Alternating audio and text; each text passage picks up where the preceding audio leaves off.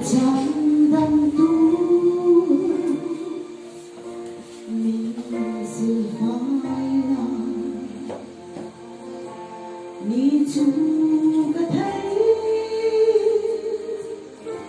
như tôi vào cơn mưa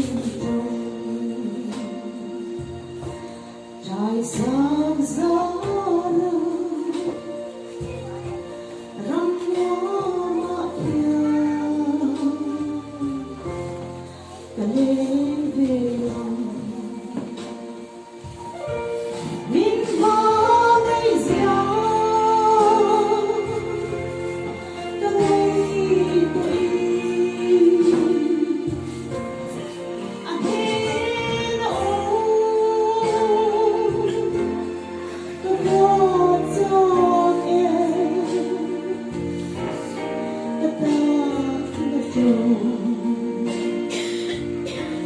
Trời